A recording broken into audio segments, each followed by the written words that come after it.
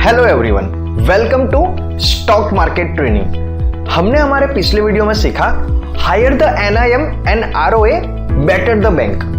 ROA shows efficiency of a bank.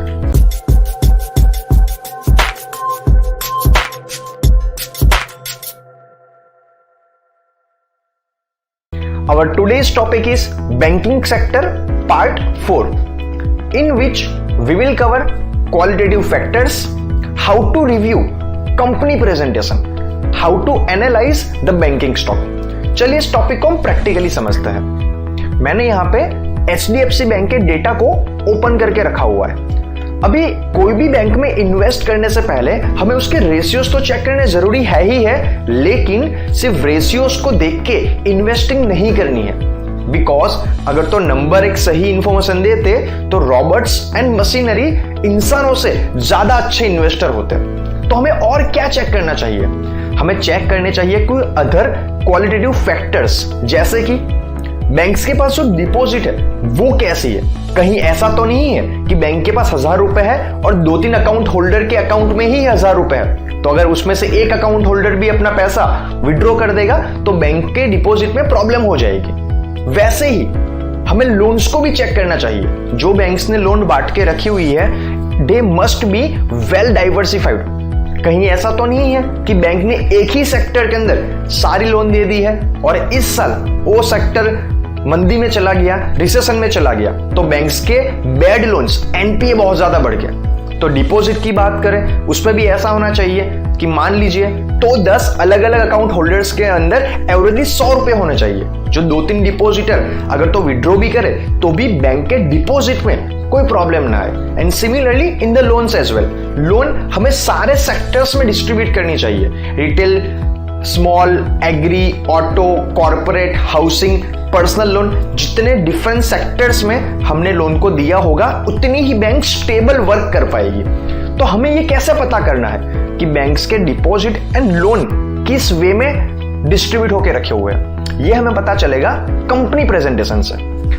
आप यहाँ पे डॉक्यूमेंट सेक्शन में जाओगे और फॉर ईयर 2020 का डॉक्यूमेंट ओपन करोगे तो आपके सामने ये PDF ओपन हो जाएगी, जिसमें बैंक्स ने 1 अप्रैल 2019 से लेके 31 मार्च 2020 के बीच में कितना प्रॉफिट अर्न किया उसका डेटा यहाँ पे आपको मिल जाएगा। यहाँ पे HDFC बैंक का पहले पेज के अंदर कंपनी का कंटेंट आ जाएगा, सेकंड पेज में, थर्ड पेज में, और 5वें पेज में बैंक्स कौन कौन से प्रोडक्ट ऑफर करती है आपको उसकी डिटेल में यहाँ पे इंफॉर्मेशन मिल जाएगी कि डिपॉजिट के अलावा बैंक कौन कौन से सर्विस ऑफर करती है। जैसे कि म्यूचुअल फंड्स भी वो सेल करती है, उनका depository account, wholesale banking, treasury, ये सारे यहाँ पे आ जाएगा। यहां हमें पता चलेगा कंपनी के डिपॉजिट्स के बारे में कि कंपनी के जो डिपॉजिट्स है वो कैसे है, कितने उसमें से रिटेलर्स के हैं, कितने होलसेल के हैं, मतलब कितने हम जैसे छोटे डिपॉजिटर के हैं और कितने बड़े अकाउंट होल्डर्स हैं। तो आप देखोगे कि दोनों वेल डाइवर्सिफाइड है। बैंक्स ऐसा नहीं है कि सिर्फ रिटेलर ही है या तो सिर्फ और सिर्फ होलसेल अकाउंट होल्डर्स ही है। अगर एडवांसेस का देखेंगे वो भी 2020 के अंदर बैंक ने रिटेल एंड होलसेलर्स को इक्वली लोन देके रखी हुई है। प्रॉफिट बिफोर टैक्स की बात करेंगे तो वहां भी ऐसा नहीं है कि बैंक सिर्फ एक जगह से ही पैसे कमा रही है। बैंक ऑलमोस्ट दोनों जगह से, रिटेल से एंड होलसेल से इक्वली अर्न कर पा रही है। तो अभी तक तो HDFC बैंक्स के deposits and loan well diversified लग रहे हैं। यहां पे हमें ये इंफॉर्मेशन मिल जाएगी कि बैंक्स का नेटवर्क कहां पे है। अभी यहां पे हमें पता चलेगा जो डिपॉजिट है वो कैसे फॉर्म के अंदर है, क्या करंट अकाउंट फॉर्म में है, सेविंग अकाउंट फॉर्म में है, क्या टाइम मतलब कि FD फॉर्मेट के अंदर है। तो अगर देखेंगे तो बैंक्स के पास तीनों तरीके के डिपॉजिट्स हैं। अगर देखेंगे कासा रेशियो तो बैंक का कासा रेशियो भी काफी अच्छा है। और HDFC बैंक के केस में जो सबसे अच्छी बात है वो है एवरेज सेविंग बैलेंस पर अकाउंट, जो 2020 के अंदर अप्रोक्सीमेटली 75 to 80,000 के आसपास है, एंड जो काफी अच्छा कहा जाता है। यहां पे कंपनी के जो कॉस्ट ऑफ डिपॉजिट्स है वो एवरेजली 5% के आसपास ही रहे हुए हैं। नेट मार्जिन भी काफी अच्छा है। 4.3% के आसपास। यहाँ पे amongst the lowest deposit cost in the industry, banking sector में ये one of the lowest cost है। बात करेंगे non quality non funded revenues, banking का जो कोर बिजनेस है उसके अलावा और कहां से कितने पैसे अर्न कर पा रही है, यहां पे हमें ये पता चल जाएगा। तो अगर देखेंगे तो बैंक्स की अर्निंग में से 29% ऑफ अर्निंग ऐसे आई है कि जो कोर बिजनेस के अदर एक्टिविटीज से है, जैसे फीस एंड कमीशन हो गया, डेरिवेटिव्स हो गए, ये सारा हो गया। जो 29% अदर इनकम आई है उसमें से 70% कोई ना कोई फीस या तो कमीशन के तौर पे है। क्रेडिट कार्ड फीस हो गई, रिटेल असेट फी हो गई, banking charges, third party product sale, trade finance, cash management, depository charges, custody charges, इन सबको मिला के बैंक्स 29% के आसपास एक्स्ट्रा अर्निंग कर पा रही है। यहाँ पे लेवरेजिंग टेक्नोलॉजी, बैंक टेक्नोलॉजी का कैसा इस्तेमाल कर पा रही है, 2010 एंड 2020 के डेटा को कंपेयर किया है। अगर आप यहाँ पे देखोगे तो 2010 के अंदर इंटरनेट एंड मोबाइल का 35% यूजेज हुआ करता था, जो बढ़ के 95% के आसपास हो चुका है, और ATM 2% के आसपास हो चुका है। तो बैंक्स टेक्नोलॉजी ड्रिवन बनने की शुरुआत कर चुकी है। ये कंपनी के NPS के रिगार्डिंग बात है, net NPA and gross NPA। तो डेफिनेटली 2019 के कंपेयर में 2020 में दोनों ही कम हुए हैं। नीचे लोन लॉस प्रोविजंस के बारे में दिया गया है। ये कंपनी के कंसिस्टेंट फाइनेंशियल परफॉर्मेंस के बारे में बताया गया है कि 2010 से लेके कैसे कंपनी का नेट प्रॉफिट, कंपनी का ROA, कंपनी का EPS बढ़ा हुआ है। यहाँ पे जो रिटेल लोन्स है वो कितने डाइवर्सिफाइड है वो यहाँ पता चल जाएगा। कितने गोल्ड लोन्स है, 2 wheelers, NRI, credit card, business, home loans, personal loans. तो यहाँ पे हमें दिख रहा है HDFC बैंक ने अपने लोन्स को काफी अलग अलग सेक्टर में देके रखा हुआ है, जिसकी वजह से HDFC बैंक का जो बिजनेस है वो काफी स्टेबल माना जाता है। होलसेल की बात करेंगे तो कितने अलग अलग जगह पे दिए हुए हैं, कॉर्पोरेट्स के अंदर, बिजनेस, CV, CE।